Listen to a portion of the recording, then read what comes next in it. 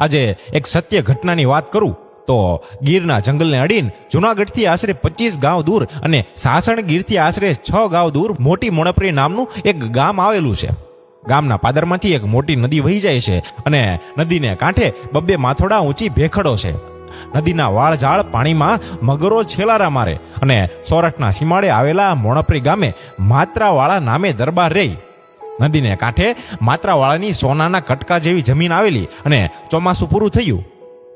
આંખો ઠરે એવી મોલાજ ખેતરમાં ઊભી છે. લોકો લણવાના કામે લાગ્યા. આવા એક દિવસે નમતા બપોરે દરબાર માત્રાવાળા ખાટલો ઢાળીને ખેતરમાં બેઠા હતા. કુદરતે છૂટે હાથે વેરેલ સુંદરતાને દરબાર આંખો ભરીને પી રહ્યા હતા અને એકાએક દરબારની નજર નદીના ગુના પર પડી. સામેથી સિંહ અને સિંહણનું બેલડું ચાલ્યું આવે છે. એકદમ બેપરવાઈથી ચાલ્યા આવતા રાજા અને રાણીને દરબાર જોઈ રહ્યા હતા અને બાજુમાં સિંહ અને સિંહણ પાણી પીવા માટે ઉતર્યા. પણ ત્યાં તો ઓચિંતા પાણીમાં ખળભળાટ થયો. એક પ્રચંડ કાય મગર નદીના છીછરા પાણીમાં આવ્યો અને સિંહણને પૂંછડીનો ફટકો મારીને ઊંડા પાણીમાં ખેંચવા લાગ્યો.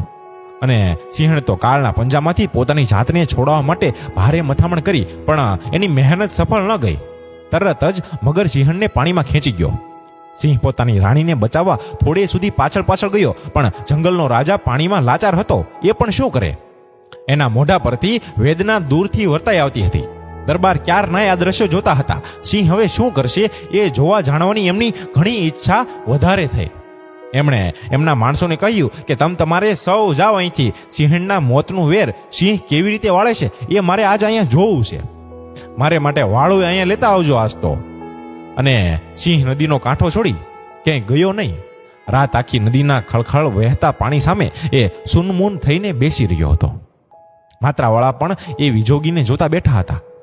આ જાનવરને એકબીજા માટે કેવો હેત અને પ્રીત છે. દરબારના મનમાં વારે વાર આ વિચાર આવ્યા કરતો હતો. આમને આમ 1 દિવસ 2 દિવસ 3 દી નીકળ્યા. સિંહ ભૂખ્યો ને ત્રસ્યો નદીના ભમરી લેતા પાણી સામે મીટ માંડીને બેઠો રહેતો. માત્રાવાળા પણ સિંહને જોતા જોતા ખેતરમાં જ રાત દી રહેવા લાગ્યા અને સિંહ માટે એમના અંતરમાં વધુને વધુ વહાલ ઘેરાતું ગયું. 2-3 દી થયા અને એક દી ફરી વાર પાણીમાં ખળભળાટ થયો. સિંહ સાવધાન થઈ ગયો.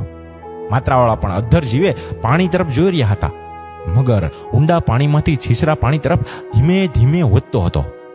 સિંહ ઊભો થયો અને મગરને લલચાવવા માટે પાણીમાં થોડે સુધી આગળ ચાલ્યો. પછી વળી થોડો પાછો આવ્યો અને પાણી પીતો હોય એવો ડોળ કરવા માંડ્યો. નવા શિકારની લાલચે મગર પણ વધુને વધુ છીછરા પાણીમાં આવવા લાગ્યો અને એમ પણ સિંહ હુમલો કરવા માટે પૂરો સજ્જ થઈને ઊભો હતો.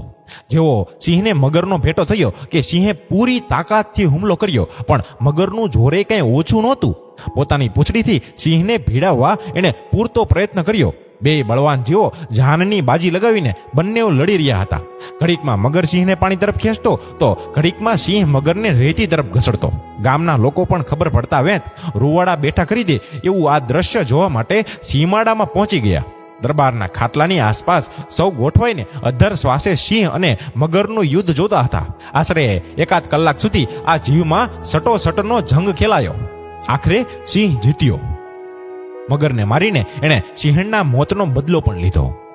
પણ આખા શરીરે એ લોહી લુહાણ થઈ ગયો હતો. પાણીની બહાર નીકળ્યો તરત જ એ ઢગલો થઈને ઢળી પડ્યો. અને એમ પણ દરબાર માત્રાવાળા શૂરવીર હતા. પશુઓ પ્રત્યે એમને અપાર પ્રેમ હતો. આ બહાદુર અને પ્રેમાળ જાનવર માટે એમના દિલમાં માયા બંધાઈ ગઈ હતી. સિંહને આમ ઢળી પડતો જોઈ એમનું હૃદય ધ્રુજી ઉઠ્યું. જ્યાં સિંહ પડ્યો એવા જ જવા માટે ઊભા થયા અને ગામના લોકોએ એમને વાર્યા પણ ખરા. પણ દરબાર કોઈનું માને અને નદીની ઊંચી ભેખડો પાર કરી એ સિંહ પાસે પહોંચ્યા. ત્યાં જઈને એમણે સિંહના જખમ સાફ કર્યા. વનસ્પતિના પાંદડા વાટી જખમ પર પાટા બાંધ્યા અને સિંહના શરીર પર શીતળ જળનો છંટકાવ કર્યો. થોડી વારે સિંહે સહેજ આંખો ખોલીને જોયું, પણ પ્રેમાળ માનવી એની સેવા ચાકરી કરી રહ્યો હતો. સિંહ કેટલોય સમય સુધી આંખો મીચીને પડ્યો રહ્યો. પોતાની હાજરીની સિંહને જાણ થતાં છતાં એણે હુમલો કરવાનો પ્રયત્ન ન કર્યો. એટલે દરબારને એના ઉપર પૂરો ભરોસો થઈ ગયો. થોડી વાર પછી સિંહ પૂરેપૂરો ભાનમાં આવી ગયો. ઊભો થયો, પણ એના શરીરમાં કોઈ પણ તાકાત નહોતી. એ ફરી પાછો ફસડાઈ પડ્યો.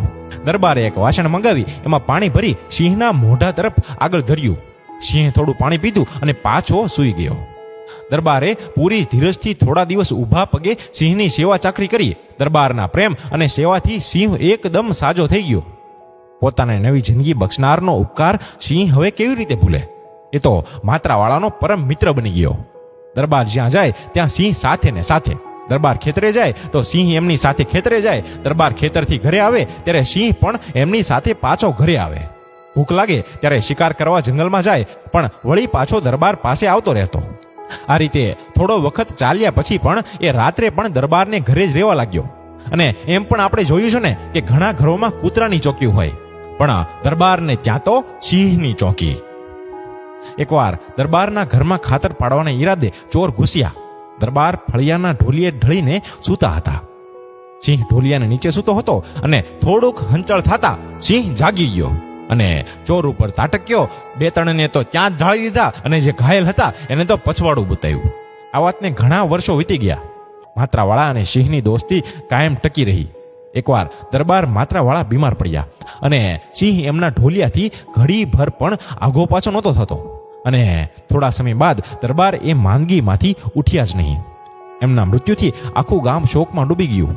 સૌ તો પોતાની વેદના વાણી દ્વારા રજૂ કરી શકતા હતા, પણ સિંહ પોતાની જીવનદાતાના મૃત્યુનો વસમો આઘાત અંતરમાં જ વેઠી રહ્યો હતો.